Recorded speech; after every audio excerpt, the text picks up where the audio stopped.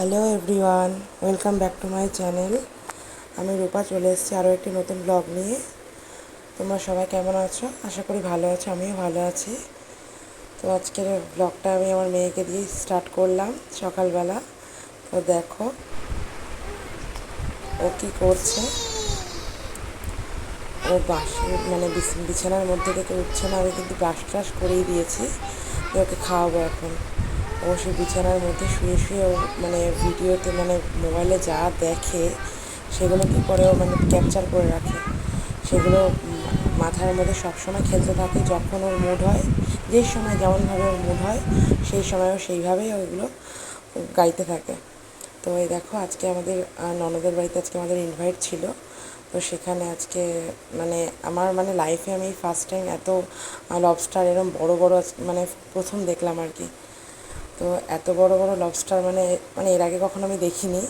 তো সে ননদ বলেছিল যে আমাদের বাড়িতে কালকে তোমাদের সবাই ইনভাইট রইলো, তোমরা এসো। তো সেই কারণে গেছিলাম।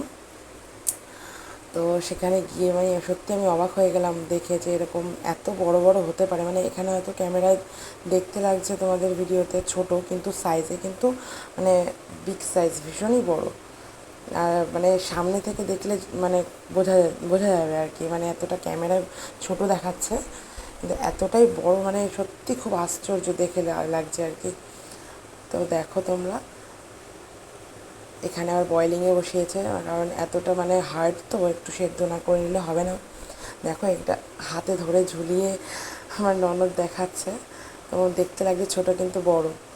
দেখো ডিপ ফ্রিজে রাখাতে মাছগুলো বেঁকে গেছে একদম, বরফে শক্ত হয়ে বেঁকে গেছে, বয়েলিং হয়ে গেছে।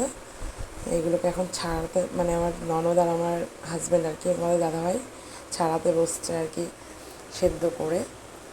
তো একটা ব্লগ করেছিলাম, একটা শর্ট ব্লগ, সেই জন্য দেখালো। এই দেখো তার মধ্যে এই যে ছাড়াতে গিয়ে হাত কেটে গেছে তোমাদের দাদাভাইয়ের, আমার ননদেরও কেটে গেছে। এতটা ধার, কাটা কাটা টাইপের ওর দাঁড়াতে রয়েছে। দেখো মাথাগুলো এত বড় বড়, মাথার মধ্যে তোমরা দেখতে পাচ্ছ কাটা কাটা ভর্তি একদম। ছাড়াতে ভীষণ রিস্কি আর কি, ডিফিকাল্ট আর কি। তো এই দেখো অনেকক্ষণ টাইম লেগেছে এগুলো ছাড়াতে। এই যে আলটিমেটলি শেষ পর্যন্ত রান্না বসিয়ে দিয়েছে, তোমাদের দাদাভাই করেছে। আমার ননদ করতে সাহস পাচ্ছে না বলে তাই ওকে দিয়েই করিয়েছে। এই যে রেডিও হয়ে গেছে। একটা করেছে ওর দাঁড়া টাড়া দিয়ে ওটারে ঝাল করেছে, আর মাথা পিস পিস করে কেটেই নিয়েছে, নাহলে কড়াইতে ধরবে না আর কি। তো সেগুলো দিয়ে আমি প্রথমে বলেছিলাম যে মালাইকারি করার জন্য, কিন্তু ওর অ্যাসিডিটি হয় নারকেল দিয়ে করলে, আমার ননদেরও তাই, সেই জন্য আর করা হয়নি। তাই আর কি ঝাল টাইপেরই করেছে আর কি। খেতে কিন্তু খুব সুস্বাদুই হয়েছে, খুবই ভালো হয়েছে, খুব টেস্টি হয়েছে।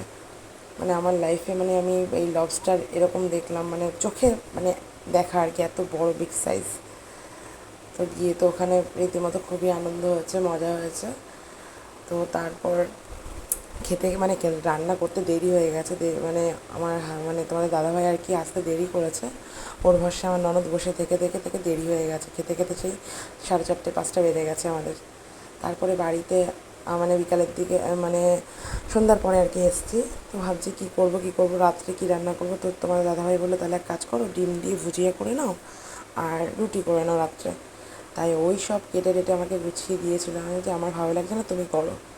তারপরে তাই তোমাদের দাদাভাই তারপরে করেছে ডিমের ভুজিয়া, এই যে পেঁয়াজ টিয়াজ লঙ্কা টঙ্কা কেটে ডিমের ভুজিয়া, আর রাতে রুটি করেছিলাম। আমার এসে না কোনো জায়গা থেকে আসলে আমার না গা ছেড়ে দেয় বড্ড, আমার ভালো লাগে না তখন রান্নাবান্না করতে। আগাগোড়ায় আমার এটা আমার বাবার বাড়ি থেকে আসলেও আমার ট্রেনে করে এতটা জার্নি হয়ে যায়, আমার ইচ্ছা করে না করতে। সেই জন্য আমি বাড়িতে এসে আর কিছু করে হয়তো অনলাইন থেকে খাবার অর্ডার করে নিই, নাহলে আমি বাড়ি থেকে নাহলে নিয়ে আসি কখনো যখন যাই আর কি বাপের বাড়িতে। তো দেখো আমি বলছি আমার ভালো লাগছে না, তুমি করো। আমি তাই দাঁড়িয়ে দাঁড়িয়ে ভিডিওটা শ্যুট করছিলাম, ও করছিল। তার মধ্যে মেয়ের খাবারটা ও তো পারবে না, সেই জন্য আমি করলাম। প্রেশারে একটু চাল ডাল দিয়ে একটু সবজি টবজি দিয়ে একটু বসিয়ে দিয়েছি রাত্রেবেলা। রাতের খাবার আর এমন কিছু না। আর একটু ওর জন্য ডিমের ভুজি আলাদা করে তুলে রেখেছি। ও আবার পেঁয়াজ দিয়ে খেতে চায় না আমার মেয়ে, সেই জন্য ওটা আলাদা করে বাটার দিয়ে ভেজে নিয়েছি। আর আমাদেরটাই এখন করা হচ্ছে, তোমাদের দাদাভাই করছে।